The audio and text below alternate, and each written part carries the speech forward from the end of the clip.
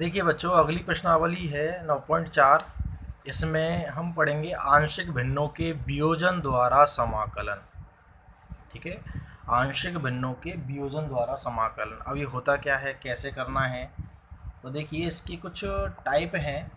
जैसे इसमें किस तरह के सब क्वेश्चन मिलेंगे आपको, जैसे मान लीजिए 2x+3 अपॉन नीचे दे दिया x+1 x+2 x² + 5 और इसका समाकलन ज्ञात कीजिए।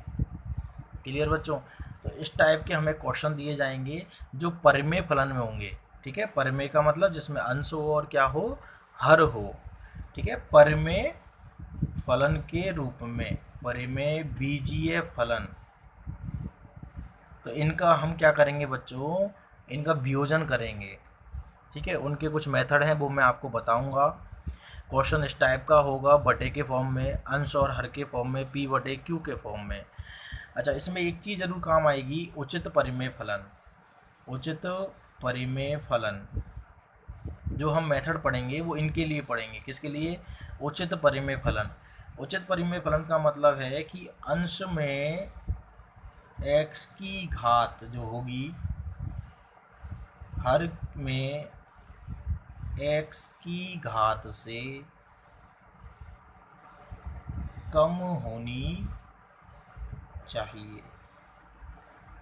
ठीक है बच्चों, जैसे देखिए एग्जाम्पल, जैसे मैंने ले लिया x+2 या x² + 2 upon x+1 x+2 x+3। मान लीजिए ये क्वेश्चन है। क्लियर। या फिर एक और क्वेश्चन ले लिया हमने x+2, ये ले लिया यही वाला, और x+1 कर दिया यहाँ और x+2 कर दिया। क्लियर। तो देखिए बच्चों, इन दोनों सवालों में क्या अंतर है।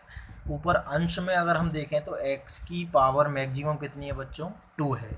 परंतु नीचे अगर हम देखें, यहाँ 3 ब्रैकेट हैं, तीनों को गुणा करें और सॉल्व करें तो x की पावर कितनी आएगी बच्चों, इसमें से आएगी x की पावर 3। तो यहाँ अंश की पावर तो x की पावर 2 है और हर की पावर कितनी है, 3। तो ये तो है उचित परिमेय फलन जिसमें अंश की घात हर की घात से कम है। लेकिन अगर बराबर हो जाए, देखिए इसमें ऊपर घात कितनी है, 2 है, और नीचे भी बच्चों इनको गुणा करोगे तो पावर कितनी निकल के आएगी, 2। तो यहाँ ये दोनों बराबर हो गई, तो ये उचित परिमेय फलन नहीं है। या फिर नीचे ज़्यादा हो जाए, जैसे x प्लस, यहाँ x³ लगा दिया और नीचे क्या कर दिया, x+1 x+2। तो देखिए बच्चों, ऊपर पावर कितनी आ रही है, 3, और नीचे कितनी आ रही है, 2 आ रही है। तो ये भी उचित परिमेय फलन नहीं है। तो उचित परिमेय फलन होना अनिवार्य है। अंश में x की घात, हर में x की घात से क्या होनी चाहिए, कम होनी चाहिए। क्लियर बच्चों। अंश में x की घात हर की घात से कम होनी चाहिए। इसके अलावा देखिए, अगर अंश में पावर बराबर है, अंश और हर की पावर क्या है, बराबर है या ज़्यादा है, तो हम पहले भाग विधि द्वारा, ठीक है, ये आपने बहुत छोटी क्लासेस में पढ़ी होगी, भाग विधि। तो हम इसका इसमें भाग देंगे और भाग देकर पावर को क्या करेंगे बच्चों, कम करेंगे। इसे कन्वर्ट किस में करेंगे, उचित परिमेय फलन में। इसमें करेंगे बच्चों, उचित परिमेय फलन में। तो देखिए, इसमें आगे बढ़ने से पहले आपको यही जानना जरूरी है कि उचित परिमेय फलन जब होगी तो ही ये प्रश्नावली आगे बढ़ेगी। और उचित परिमेय फलन क्या होता है, ऐसा फलन जिसमें अंश में x की घात हर में x की घात से कम होनी चाहिए। ठीक है, मतलब अंश की घात अगर हर की घात से कम है तो वह उचित परिमेय फलन होगा। अगर बराबर है या अंश की घात अधिक है तो पहले हम अंश में हर का भाग देंगे और उस घात को कम करके उसे उचित परिमेय फलन बनाएंगे। क्लियर। अब इसमें देखिए बच्चों, कुछ फिक्स मेथड हैं जो अपन को अप्लाई करने हैं। ठीक है, देखिए पहला क्या है, आपको सवाल अगर इस फॉर्म में मिलता है, देखिए ऊपर px+q, मतलब x की पावर कितनी है, 1, p और q तो अचर हैं कोई भी। अच्छा, और नीचे आपको इस तरह से गुणनखंड दिए जाएंगे, मान लीजिए x-a, x-b, x-c। देखिए उचित परिमेय फलन है या नहीं है, एक्स की घात कितनी है, इनको गुणा करोगे जब कितनी हो जाएगी बच्चों, मैक्सिमम 3 आएगी, और ऊपर पावर कितनी है, 1 है, तो ये उचित परिमेय फलन है। अच्छा, फिर आपको क्या करना है बच्चों, ये जो क्वेश्चन है देखिए, इसको तो अपन ने अभी कोई मेथड पढ़ा ही नहीं है, इसको कैसे सॉल्व करें, ना ही टी मानने से होगा, ना ही 1 वाले सूत्रों से होगा, इसीलिए ये मेथड काम में लिया जाता है। तो इसको अपन डायरेक्ट इस तरह से लिखेंगे, a upon x minus a plus b upon x minus b plus c upon x minus c, और ये फॉर्मूले आप साथ के साथ लिखते जाया करो, ठीक है, ए अपॉन बी अपॉन और सी अपॉन। अभी कैसे लिखते हैं, क्या करना है, वो सवाल से बताऊंगा, यहाँ पर हम बाद में ए बी सी की वैल्यू निकाल लेंगे, ठीक है बच्चों। यहाँ पर देखिए थोड़ा सा मैं आपको, चलो मैं बताता हूँ, इससे पहले आप सारी टाइप पढ़ लीजिए।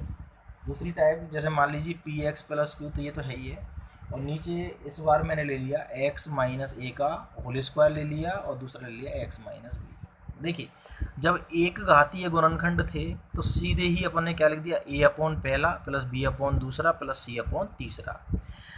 यहाँ पर बच्चों स्क्वायर आ गया, तो यहाँ क्या करते हैं, जब स्क्वायर आए तो देखिए वही ए अपॉन एक्स माइनस ए, और फिर ये अगर स्क्वायर है तो फिर से क्या आएगा, बी अपॉन एक्स माइनस ए का स्क्वायर। अगर ये क्यूब होता तो फिर एक और बार लिखते हैं, सी अपॉन एक्स माइनस ए का होल क्यूब। तो ये स्क्वायर तक है, तो पहले पावर 1 फिर 2। अच्छा, अगला क्या है, एक्स माइनस बी, तो इसको डायरेक्ट लिख देंगे एक्स माइनस बी लिख दिया। क्लियर बच्चों। थर्ड में देखिए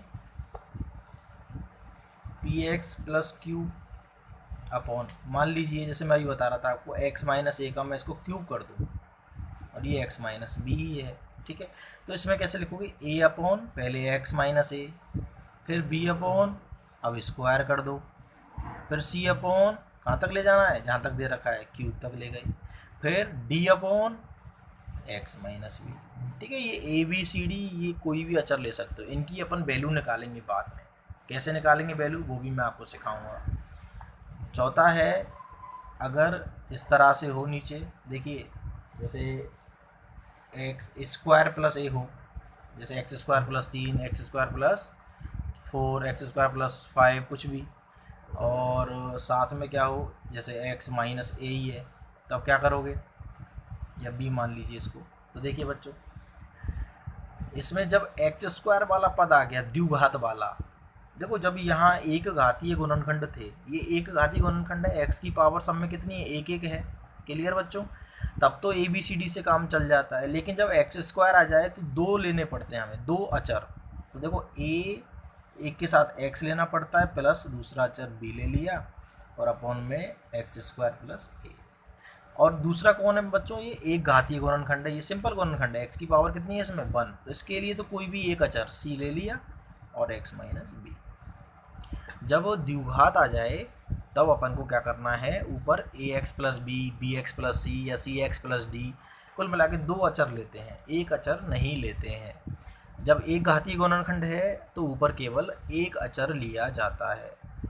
तो बच्चों ये फिक्स मेथड हैं जो अपन को अप्लाई करने पड़ेंगे, इनसे टुकड़े करने के बाद क्वेश्चन बिल्कुल सरल हो जाएगा। आ रही बच्चों बात समझ में। अभी आपको थोड़े अजीब लग रहे होंगे ये, जब मैं इनके ऊपर डिपेंड सवाल बताऊंगा तो ये बहुत ईजी लगेंगे। क्लियर। तो एक बार और रिपीट कर देता हूँ, उचित परिमेय फलन होना अनिवार्य है। उचित परिमेय फलन मतलब अंश की घात हर की घात से कम होनी चाहिए। जैसे इसमें देखिए 1 है अंश की घात, हर में 3 घात है, अंश में यहाँ 1 घात है, हर में देखिए 2 तो यहाँ पर है और 1 यहाँ पर 3 हो जाएगी। यहाँ 1 है, यहाँ देखिए 3 और 1 4 हो जाएगी, यहाँ 1 है और यहाँ 2 और 1 3 हो जाएगी। मल्टीप्लाई करोगे जब 3 आ जाएगी। क्लियर। तो प्रत्येक में अंश की घात हर की घात से कम है। दूसरा, अगर एक घातीय गुणनखंड है तो simple a upon B upon C upon, अगर उनका स्क्वायर हो रहा है या कहें पुनरावृत्ति हो रही है तो जितनी बार हो रही है, जैसे यहाँ 2 लिख रहा है तो पहले 1 पावर फिर 2 पावर, ठीक है। 3 है तो 3 तक ले जाओगे, 1 पावर 2 पावर 3 पावर। बाकी का बचा एक घातीय गुणनखंड, उसके लिए सिंपल वही सी अपॉन, तो यहाँ डी ले लिया, यहाँ ए बी सी खत्म हो गए, डी ले लिया। इसके बाद अगर गुणनखंड में क्या आ जाए, ये द्विघात आ जाए, एक्स स्क्वायर आ जाए, ठीक है ना, ये तो एक घातीय गुणनखंड है, ये द्विघातीय गुणनखंड आ जाए तो यहाँ पर 2 अचर लिए जाते हैं और एक के साथ में एक्स लिया जाता है। क्लियर बच्चों। और एक घातीय के लिए केवल एक अचर लिया जाता है। क्लियर है यहाँ तक बच्चों? अब देखिए आप ये सोच रहे फॉर्मूले काम कैसे आएंगे। जैसे सपोज कि एक मैं छोटी सी बात लिखता हूँ 1/x इंटू एक्स प्लस 1। अब इसका आपको समाकलन करना है, ठीक है बच्चों। तो मैं इसको वही a/b से लिखूंगा।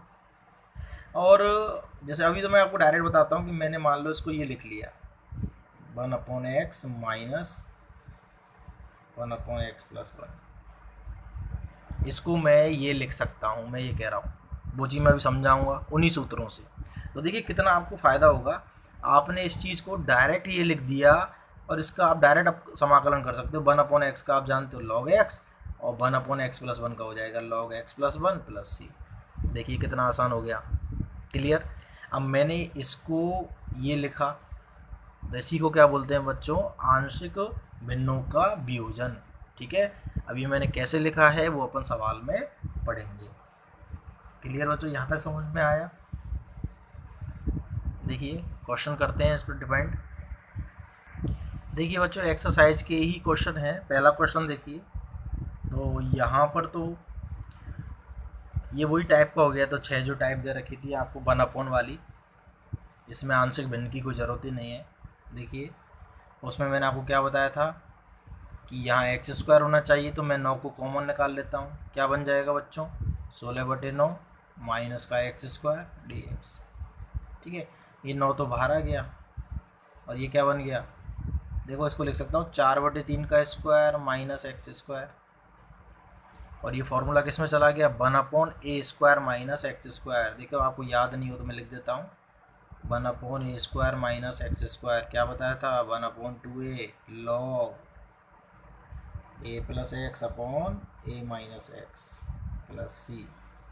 ठीक है, तो यहाँ से आ गया 1/9।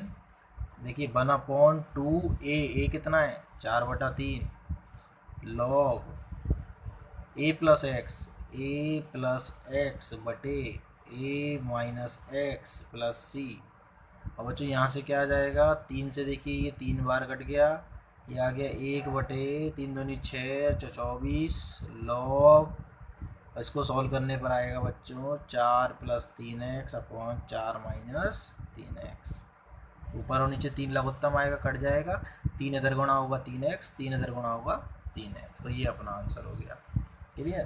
तो ये शुरू के सवाल तो बेसिक दे रखे हैं, जैसे इनको इस फॉर्मूले से आंशिक भिन्नों से करने की कोई आवश्यकता नहीं है, क्योंकि ये फॉर्मूले अपन पे अच्छी तरह आते हैं। जैसे ये वाला देखिए, ये भी क्या है? 1/, सीधे ये है 1/x² माइनस 36 किसका वर्ग है बच्चों? 6 का वर्ग है। सिंपल फार्मूला है ये भी 1/x² माइनस a²। क्या बताया था? 1/2a, a कितना है बच्चों? 6 log ये क्या होता है? x minus a upon x plus a plus c. देखो डायरेक्ट हो गया। ये क्या आ गया? 1/12 log x minus 6 x plus 6 plus c. इन्हीं क्वेश्चंस को हम आंशिक भिन्नों के द्वारा भी कर सकते हैं, परंतु जो चीज़ अगर सरल डायरेक्ट है तो बहुत अच्छी बात है। अभी हम अगला सवाल देखेंगे जो बिल्कुल आंशिक भिन्नों से ही होगा। देखिए बच्चों,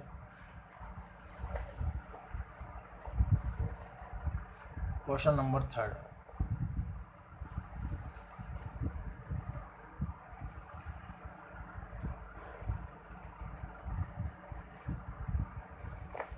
देखिए ये कोई क्वेश्चन है। अच्छा मैं एक आपको क्लियर बता दूं, अगर ऊपर x नहीं होता तब तो ये सवाल बिल्कुल आसान था। नीचे क्या बन जाता? इसको गुणा करते तो x² वाला बन जाता और पूर्ण वर्ग बना लेते। ये तो अभी अपन ने 9.3 में काफ़ी सवाल किए थे। अब आंशिक भिन्नों की ज़रूरत क्यों पड़ी? देखिए ऊपर x आ रहा है, अब ये x तो हटेगा नहीं। ठीक है, अगर आप ये सोच रहे हो कि मैं इसको गुणा कर लूँ, x² को t मान लूँ, तो बिल्कुल संभव नहीं है। आप करके देख सकते हो। अब इस क्वेश्चन को कैसे किया जाए? तो देखिए जब आप स्टेप बाय स्टेप चलिए। देखिए 9.1 में मानक सूत्र, तो मानक सूत्र तो कोई है नहीं है। 9.2 में टी मानना, टी मानने की यहाँ कोई जगह नहीं है।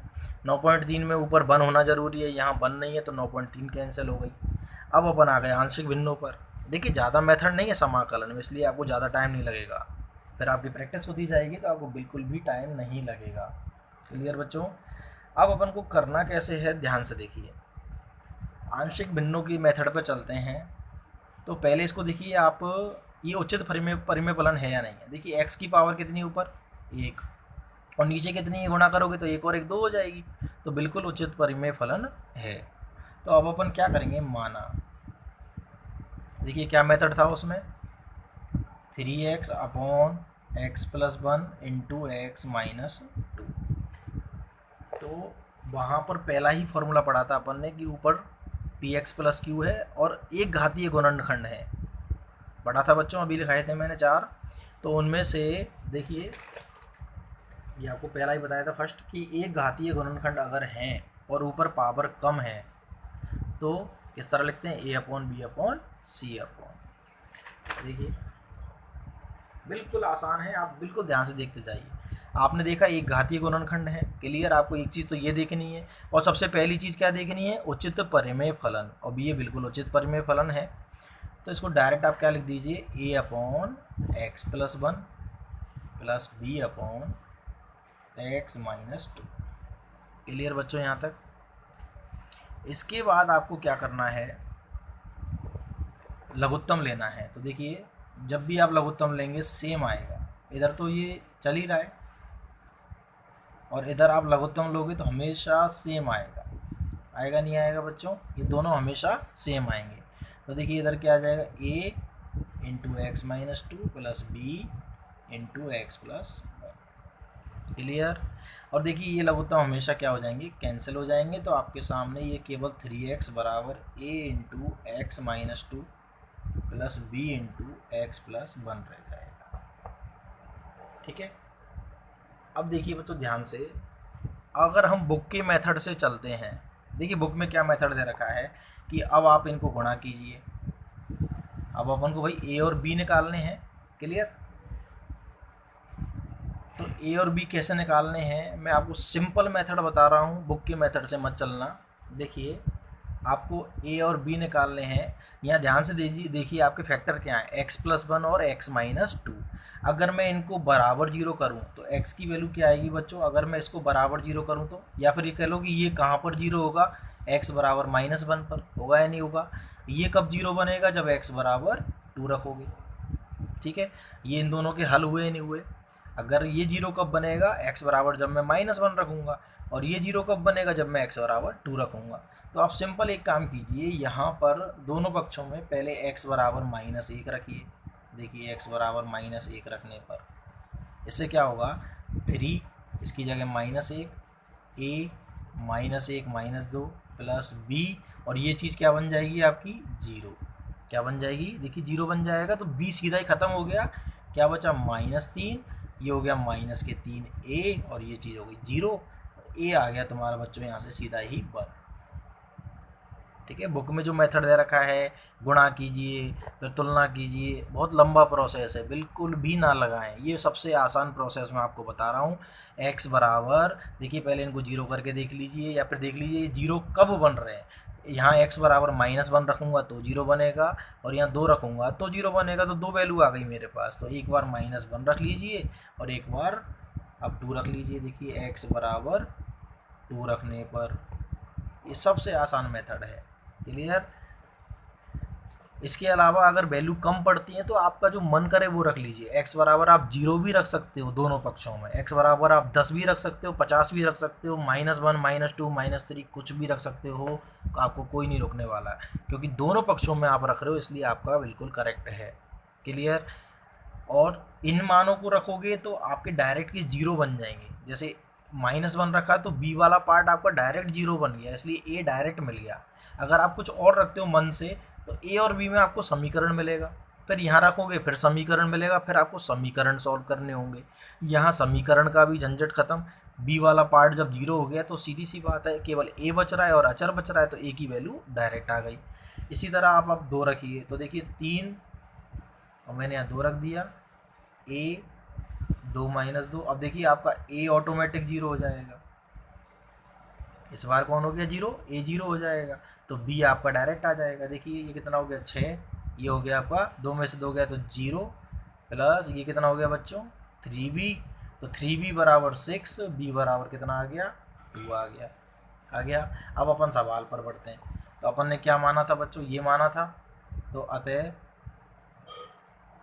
3x upon x plus 1 into x plus 2 बराबर क्या आ गया, a upon x plus one plus b upon x minus two. अब देखिए इन दोनों का आप लघुत्तम लेके देख लीजिए, यही चीज़ आ जाएगी। और अपन को प्रॉफिट क्या हुआ, अब वो ध्यान से देखना। अपना सवाल क्या था, ये सवाल था अपना बच्चों, क्लियर। और मैंने इसको माना था, वो ये निकल के आया था, तो इसकी जगह मैं क्या रख दूंगा अब, बोलो यहाँ तक समझ में आया, आया नहीं आया। देखिए कितना कठिन था, कितना इजी हो गया। अब ये दोनों प्लस में भी हैं, तो इनको मैं बिल्कुल आसानी से अलग अलग करके लिख सकता हूँ। बोलिए कोई प्रॉब्लम, बिल्कुल आसान। और देखिए मैं इन दोनों को जानता हूँ, ये तो है लॉग का, और ये भी किसका है, देखिए टू बाहर आ जाएगा, और ये भी किसका है बच्चों, लॉग का है या नहीं, आया समझ में। इसको और भी सॉल्व कर सकते हो, देखो लॉग एक्स प्लस वन, देखिए आप जानते हो पावर आगे आ जाती है तो ऊपर भी चली जाएगी, ये हो जाएगा लॉग एक्स माइनस टू का होल स्क्वायर। और भी सॉल्व कर सकते हो, देखो log m plus log n, इसको मैं ऐसे लिख सकता हूँ लॉग एम एन, ये भी वर्ड आपको मैंने पढ़ा दिया है, प्लस सी। तो आप कोई सा भी आंसर छोड़ सकते हो। कहने का मतलब आपका जो क्वेश्चन था वो एकदम इजी हो गया, सीधे ही देखो छोटे छोटे समाकलन रह गए जिनको आप अच्छी तरह जानते हो। वन अपॉन एक्स सीधे ही होता है लॉग। कैसे हुआ, आंशिक भिन्नों के वियोजन द्वारा। देखिए पहले आपको देखना है, एक घातीय गुणनखंड है, उचित परिमेय फलन है, और एक घातीय गुणनखंड है तो सीधे ए अपॉन बी अपॉन, तीन होते तो a upon B upon C upon, 10 होते तो भी चलता है ऐसे, a upon B upon C upon d upon E upon, कहीं घबराने की बात नहीं है। उसके बाद जब आप लघुत्तम लोगे नीचे वाले हमेशा कट जाएंगे, ये ऊपर वाले आपके सामने होंगे। फिर आप डायरेक्ट आप मेथड अप्लाई कीजिए जो मैं आपको समझा रहा हूँ। आप यहाँ से देखिए कि x की वैल्यू एक तो आ रही है माइनस एक आ रही है टू, आप एक एक करके दोनों को रखना स्टार्ट कर दीजिए। जब आप ये वैल्यू रखेंगे तो सीधे ही आपका एक चीज़ तो जीरो हो जाएगा और दूसरा आपको डायरेक्ट प्राप्त हो जाएगा। इसी तरह जब दोबारा वैल्यू रखोगे तो बचा कुचा वैल्यू भी प्राप्त हो जाएगा। और इन दोनों को उठा के आप किस में रख दोगे, वहाँ पर रख दोगे। चाहो तो इसको ऐसे लिख सकते हो समीकरण नंबर एक, और यहाँ लिख दोगे अतः समीकरण एक से। तो समीकरण एक से अपनी वैल्यू आ गई, इसकी आ गई। ये समाकलन नहीं है, ये केवल हमने जो फलन हमें दिया गया था ये वाला, इस फलन को हमने आसान बना लिया, इसको इस फलन को हमने आसान फलन बना लिया है। समाकलन तो हमारा अब स्टार्ट हुआ है यहाँ पर, क्लियर बच्चों। समाकलन की का मेथड नहीं है ये, इस दिए गए फलन को आसान बनाने का मेथड था, समाकलन का मेथड ये नहीं था। क्लियर, आपके समझ में आया होगा। अभी हम बहुत सारे सवाल करेंगे इस पर डिपेंड, घबराने की कोई ज़रूरत नहीं है। क्लियर बच्चों। हेलो बच्चों, देखिए अगला क्वेश्चन लेते हैं 9.4 का। आंशिक भिन्नों में वियोजन द्वारा जो आपको मेथड बताया था, देखिए अपने एक सवाल किया था कल, उसमें एक घातीय गुणनखंड दिए हुए थे। देखिए मैं आपको दिखा देता हूँ, थर्ड क्वेश्चन किया था एक घातीय गुणनखंड। इसमें थोड़ा सा चेंज है बच्चों। देखिए इसमें क्या दे रखा है, यहाँ पर पुनरावृत्ति हो रही है, यहाँ होल स्क्वायर लगा हुआ है, मतलब x प्लस वन दो बार है, उसके बाद x प्लस थ्री। तो देखिए इस मेथड में क्या करते थे हम इसको सरल बना देते। जो व्यंजक हमें दिया हुआ है, कौन दिया हुआ है बच्चों, 3x minus two upon x plus one का whole square x plus three, इसको हम थोड़ा इजी बनाते हैं। किस मेथड से, आंशिक भिन्नों के वियोजन द्वारा, ठीक है ना। इसमें मैंने आपको क्या बताया था, देखिए नीचे अगर एक घातीय गुणनखंड आ रहे हैं, पहले तो आपको देखना है उचित परिमेय फलन है या नहीं है। देखिए यहाँ x की पावर कितनी आएगी, जब हम इस ब्रैकेट को खोलेंगे तो दो आएगी, एक यहाँ पर है, मल्टीप्लाई करेंगे कितनी आएगी, तीन हो जाएगी, और ऊपर कितनी है, एक है। तो अंश की घात हर की घात से कम है, तो ये है उचित परिमेय फलन। इसमें हम ये मेथड अप्लाई कर सकते हैं। मेथड क्या है, देखिए एक घातीय गुणनखंड है और पुनरावृत्ति हो रही है, तो पहले तो हम लिखेंगे a अपॉन, देखिए पहले तो लिख दीजिए x प्लस वन, उसके बाद क्या बताया था, फिर b ले लीजिए और इसका होल स्क्वायर लिख दीजिए, ठीक है, इसका काम हो गया। अब इसके लिए c ले लीजिए और x प्लस थ्री। मेथड में आपको पिछले लेक्चर में सारे लिखा चुका हूँ। इसके बाद बच्चों देखिए दोनों तरफ पहले इसको थोड़ा सा सॉल्व करेंगे, ये तो सेम रहेगा। अच्छा, और इधर आप क्या लोगे, एलसीएम। तो आपका एलसीएम क्या आएगा बच्चों, सेम आ जाएगा जो यहाँ पर लिखा हुआ है, एक्स प्लस वन का होल स्क्वायर और एक्स प्लस थ्री। ये मैंने आपसे कल ही कहा था कि दोनों तरफ ये सेम आएगा। अब देखिए बच्चों, इसमें इसका डिवाइड करोगे क्या आएगा, ए के साथ में आ जाएगा एक्स प्लस वन और एक्स प्लस थ्री, बी के साथ में आ जाएगा बच्चों एक्स प्लस थ्री, और सी के साथ में क्या आ जाएगा, एक्स प्लस वन का होल स्क्वायर। सब बच्चे जानते हैं एलसीएम लेना, सॉल्व करना, ठीक है। आगे चलते हैं। तो देखिए एलसीएम और एलसी, इधर का एलसीएम ये सेम है, ये कैंसिल हो जाएंगे, केवल ये रह जाएगा 3x minus two equal to a into x plus one x plus three plus b x plus three plus c. बच्चों देखिए टाइम बचाने के लिए आप ये स्टेप डायरेक्ट काट भी सकते हो, सीधे आप इसी स्टेप को लिख सकते हो, क्योंकि आपको पता होगा कि ये हमेशा सेम आएंगे और ये कटेंगे। तो टाइम बचाने के लिए आप चाहो तो इस स्टेप को कट कर सकते हो, ठीक है, डायरेक्ट आप इसी स्टेप पर आ सकते हो। इसके बाद मैंने देखिए आपके लिए जो बुक वाला मेथड है कंपेयरिंग, जो गुणांकों की तुलना करके, वो नहीं बताया, वो टफ पड़ता है। बिल्कुल ईजी मेथड देखिए आप।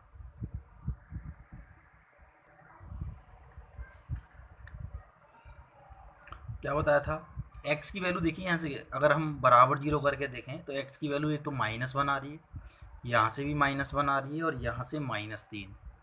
x प्लस वन, इसको बराबर जीरो करोगे तो क्या आएगी, माइनस वन, और यहाँ से आएगी माइनस तीन। तो हम एक वैल्यू तो रख लेंगे माइनस वन। क्या रखेंगे बच्चों, दोनों तरफ वैल्यू रखेंगे माइनस वन। तो देखिए मैं माइनस वन रख रहा हूँ तो थ्री, और यहाँ माइनस वन माइनस टू। देखिए बच्चों ध्यान से, यहाँ मैं माइनस वन रखूँगा तो माइनस वन प्लस वन क्या हो जाएगा, जीरो। तो ये पूरा क्या हो जाएगा, जीरो हो जाएगा। देखिए जीरो हो जाएगा। प्लस बी, यहाँ माइनस वन रख दिया, प्लस देखिए यहाँ माइनस वन रखूँगा तो माइनस वन प्लस वन क्या हो जाएगा बच्चों, जीरो। ये पूरा भी जीरो हो जाएगा। तो यहाँ से प्रॉफिट क्या होगा, ये बी सीधा ही आ जाएगा। देखिए ये कितना हो गया, माइनस तीन माइनस दो माइनस के पाँच, ये हो गया टू बी। तो यहाँ से बी इज इक्वल टू आ गया माइनस के पाँच बटे दो। ये अपनी पहली वैल्यू आ गई। इसके बाद क्या करेंगे बच्चों, x बराबर माइनस तीन रखेंगे आप। देखिए फिर से रखिए इसी में ही, तो तीन गुणा माइनस तीन माइनस दो बराबर, देखिए माइनस तीन पर ये वाला जीरो हो जाएगा। यहाँ मैं x बराबर माइनस तीन रखूँगा तो माइनस तीन प्लस तीन क्या हो जाएगा, जीरो। तो ये पूरी टर्म क्या हो गई बच्चों, जीरो। प्लस देखिए यहाँ भी माइनस तीन पर ये जीरो हो जाएगा तो जीरो, प्लस सी में देखिए बच्चों ये हो जाएगा माइनस तीन प्लस वन का होल स्क्वायर। तो यहाँ से आगे माइनस के नौ और माइनस के दो माइनस के ग्यारह, यहाँ से बचेगा बच्चों माइनस दो, उसका स्क्वायर हो जाएगा फोर, और सी। तो यहाँ से सी क्या आ गया, माइनस के 11/4। अब बात आती है कि ए को कैसे निकालें। तो देखिए बी आ गया अपने पास और सी आ गया। एक्स बराबर आप अब कुछ भी रख लीजिए। देखिए मैं सबसे इजी वैल्यू रख लेता हूँ जीरो। क्या रख लेता हूँ, जीरो।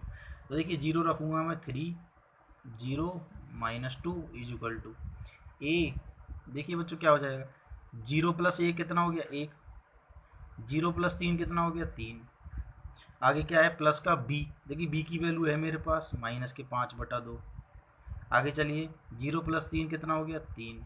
सी की वैल्यू मेरे पास है अब माइनस के 11/4।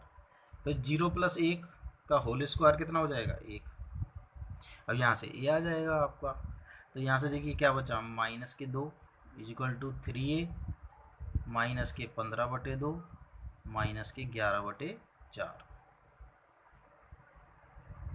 हाँ भाई, इसको करते हो बच्चों तो ये आ जाएगा, यहाँ चार लघुत्तम लेके जब इसको सॉल्व करोगे ये आएगा 41/4, यही आएगा, ठीक है। और ये इधर चला जाएगा, 41/4 प्लस का हो जाएगा माइनस के 2।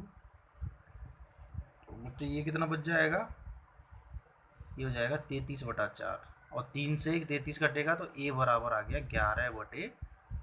तो यहाँ से इस तरह से हम ए की वैल्यू भी निकाल लें। तो कहने का मतलब, जो हमारा सवाल था, सवाल के अंदर जो हमारा व्यंजक था, उस व्यंजक की अब हम वैल्यू क्या बता सकते हैं। देखिए नीचे हम यहाँ लिख सकते हैं कि अतः 3x माइनस 2 अपॉन एक्स प्लस 1 का होल स्क्वायर एक्स प्लस 3, ये किसके इक्वल आ गया बच्चों? ए अपॉन, तो ए कितना था 11/4 upon x plus 1, plus b upon b कितना है माइनस के 5/2 upon, plus c upon c कितना है बच्चों माइनस के 11/4 और एक्स प्लस 3। देखिए ये क्वेश्चन रह गया अपना।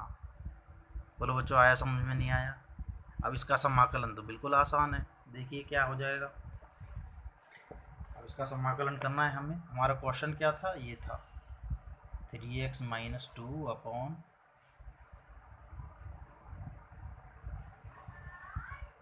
इज इक्वल टू, और ये क्वेश्चन क्या बन गया? देखिए 11/4 upon x plus 1 minus 5/2 x plus 1 का whole square minus 11/4 x plus 3। ये अपना क्वेश्चन हो गया dx।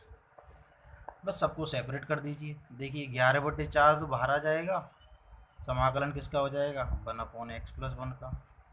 इसी तरह माइनस के 5/2 बाहर आ गया, क्या बचेगा 1 अपॉन एक्स प्लस 1 का होल स्क्वायर, माइनस फिर 11/4 बाहर, और अंदर क्या बचेगा बच्चों? ये बचेगा।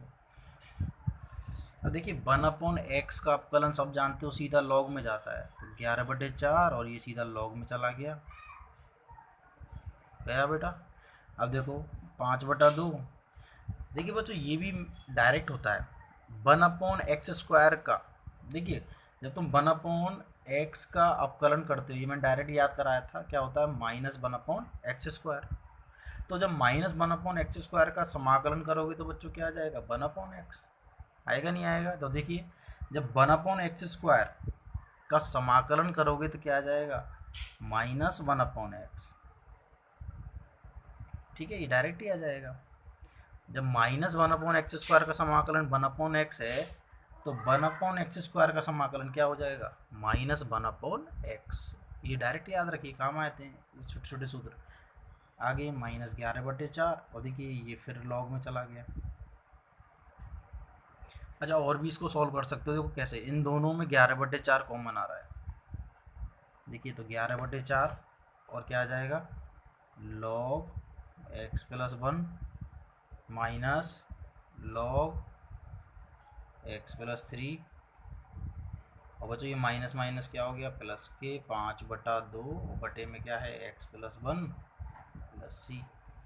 और देखिए यहाँ फॉर्मूला लगा सकते हो, कौन सा लगेगा log m minus log n, तो लॉग एम अपॉन एन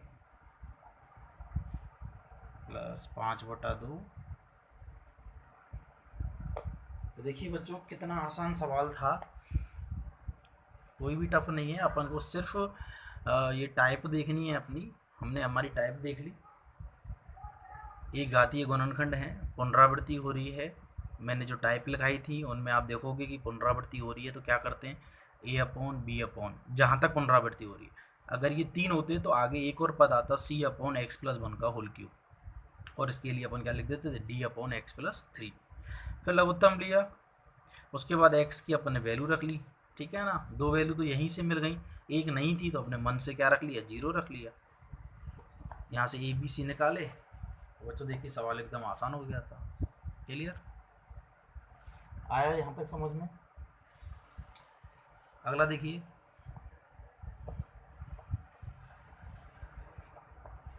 देखिए एक्स स्क्वायर अपॉन क्या दिया हुआ है एक्स प्लस 1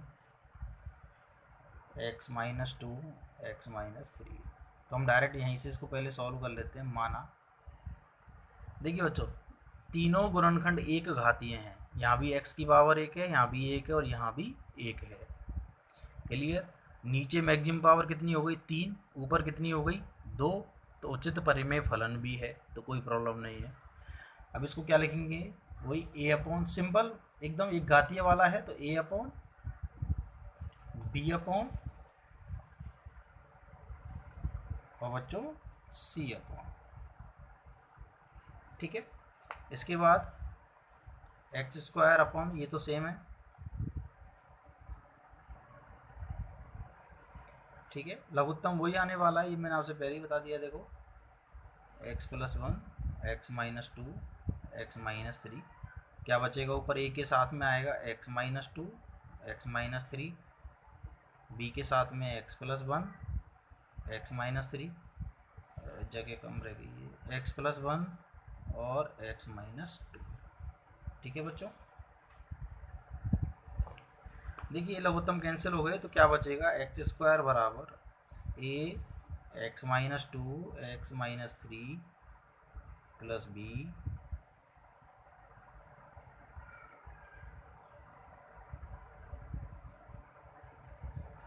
ठीक है बच्चों। अब देखिए तीनों वैल्यू बिल्कुल आपके लिए इस सवाल में आसान है। आपके लिए एक वैल्यू तो हो गई एक्स बराबर माइनस एक हो गई दो और एक हो गई तीन। ठीक है, तो डायरेक्ट आप क्या रखोगे, सबसे पहले हम शुरुआत करते हैं एक्स बराबर हमने रख दिया माइनस एक। क्या रख दिया बच्चों, माइनस एक। तो देखिए एल एच एस में रखो तो माइनस एक का वर्ग बराबर, आगे देखिए बच्चों ए, अच्छा यहाँ मैं माइनस एक रखूँगा तो माइनस एक और माइनस दो कितना हो गया, माइनस तीन, माइनस एक और माइनस तीन कितना हो गया, माइनस चार। क्लियर, प्लस बी, देखिए बच्चों यहाँ माइनस एक रखूँगा तो क्या हो जाएगा जीरो, यहाँ माइनस एक रखूँगा तो माइनस चार, प्लस सी, यहाँ माइनस एक रखूँगा जीरो और ये हो जाएगा माइनस तीन।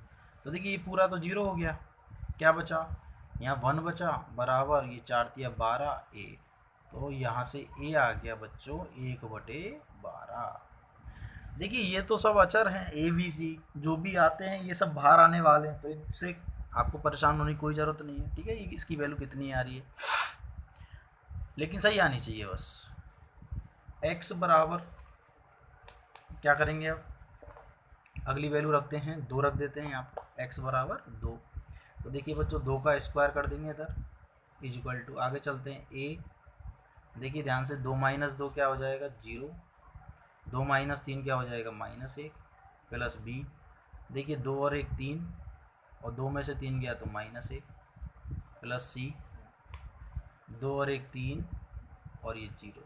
तो अब यहाँ पर क्या आ गया, चार बराबर, देखिए ये जीरो हो गया और ये जीरो हो गया, बी कितने बचे, माइनस के थ्री बी, और यहाँ से बी आ गया माइनस के 4/3।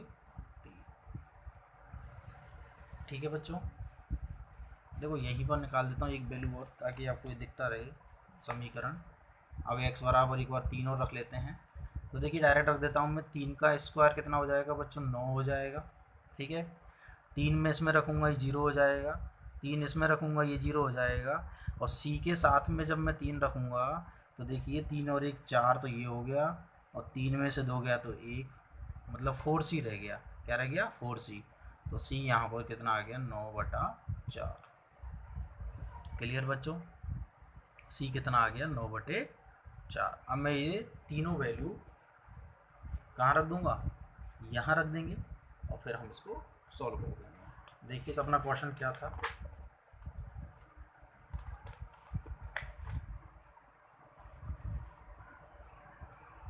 X square upon x plus one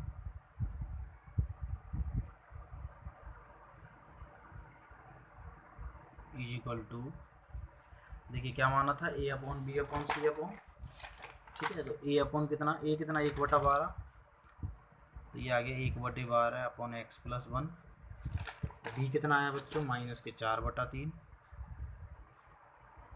x minus two, plus C आया अपना 9/4 एक्स माइनस तीन, और ये पूरे का समाकलन।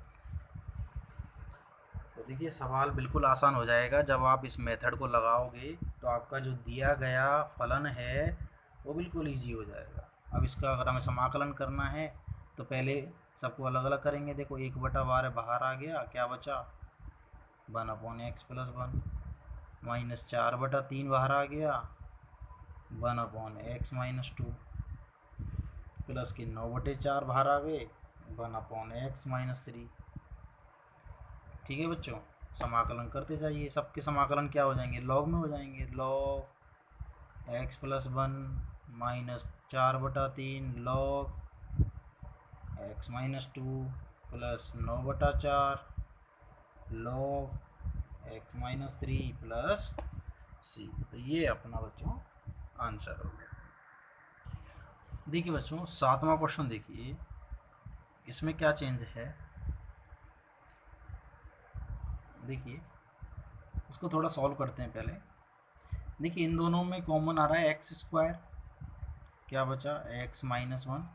इन दोनों में माइनस कॉमन आ रहा है, क्या बचा एक्स माइनस। देखिए यहाँ फैक्टर नहीं दिए हुए हैं तो हम पहले फैक्टर बना रहे हैं बस। तो यहाँ से बन गए फैक्टर 1/, देखिए एक्स माइनस वन कॉमन आ गया, क्या बचा एक्स स्क्वायर माइनस वन। अच्छा इसके अगर फैक्टर करें तो क्या हो जाएंगे बच्चों, एक्स माइनस वन, ये क्या हो जाएगा x plus one into x minus one. देखिए ए स्क्वायर माइनस बी स्क्वायर के सूत्र से क्या लिख दिया मैंने, ए प्लस बी इंटू ए माइनस बी। तो ये क्या बन गया, देखिए एक्स माइनस वन का तो बन गया whole square into x plus one. तो आपको इस तरह क्वेश्चन भी दे सकता है कि जिसमें आपको पहले थोड़ा सॉल्व करके फैक्टर बनाने होंगे। ठीक है, जैसे पिछले सवाल में डायरेक्ट फैक्टर दिए हुए थे, इस सवाल में हमने क्या किया है, पहले इसको थोड़ा सॉल्व करके हमने फैक्टर निकाले हैं। जब आपको इस तरह कुछ दिखे तब तक, जब तक फैक्टर आपके हो रहे हैं तब तक आपको फैक्टर करने हैं। तो देखिए फिर से ये वही सवाल बन गया। अब हम आगे तो क्या करते हैं आपको पता ही है, माना। अब देखिए इस व्यंजक को हम निकाल लेंगे बाहर इस तरह से, और फिर से ए अपॉन, देखिए वही एक घातीय गुणनखंड है, एक्स माइनस वन स्क्वायर आ रहा है तो एक बार और बी अपॉन ये स्क्वायर में प्लस सी अपॉन। क्लियर। तो यहाँ से फिर से वही एलसीएम सेम आएंगे। देखिए बच्चों मैं डायरेक्ट लिख दूँ 1 = या फिर चलो एक बार लिख ही देता हूँ, आपको कन्फ्यूजन हो सकता है। देखिए इधर भी लघुत्तम सेम आ जाएगा, क्या बचेगा ए के साथ में क्या आएगा बताइए। देखिए एक्स माइनस वन डिवाइड होगा, ये आएगा x minus one x plus one. B के साथ में ओनली एक्स प्लस वन आएगा। सी के साथ में क्या आएगा बच्चों, एक्स माइनस वन का होल स्क्वायर।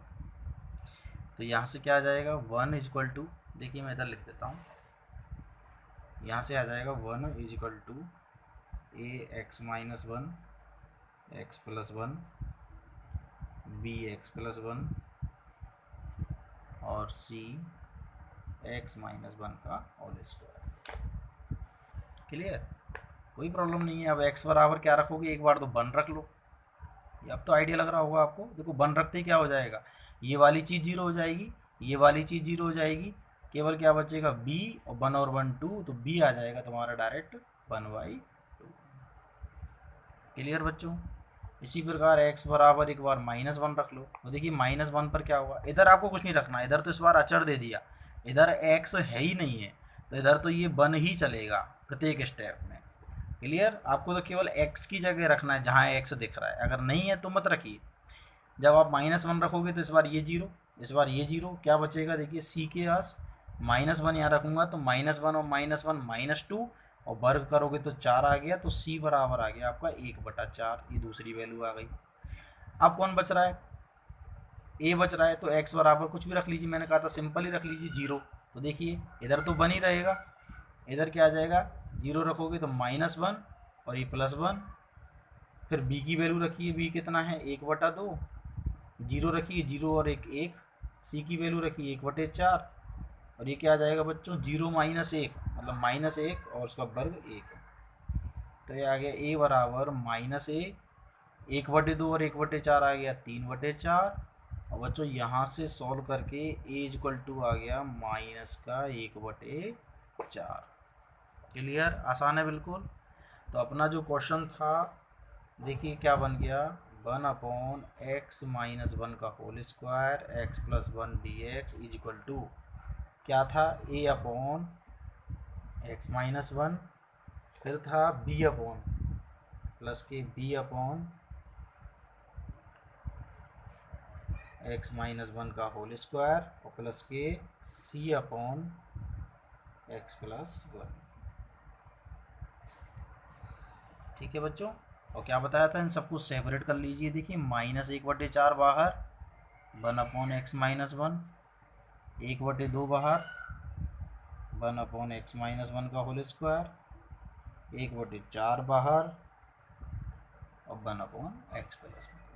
अच्छा, सबके समाकलन हमें आते हैं। ये तो सिंपल ही घातीय है, लॉग में चला जाता है, प्लस 1/2।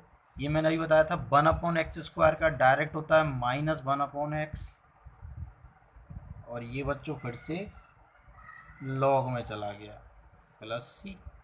तो ये अपना फाइनल आंसर हो गया। ठीक है, इसको और लिख सकते हो -1/4। अच्छा, इनमें से देखो कॉमन आ रहा है, इन दोनों में से ये भी लिख दो। 1/4 अगर मैं कॉमन ले लेता हूँ तो क्या बच रहा है, माइनस के log x-1 और प्लस के log x+1। ठीक है बच्चों, इन दोनों में से कॉमन आ गया, और आगे क्या है, -1/2। और यहाँ फॉर्मूला क्या लग जाएगा, देखिए log m minus log n। तो बच्चों ये हो जाएगा log m/n -1/2x-1 plus c। Clear बच्चों।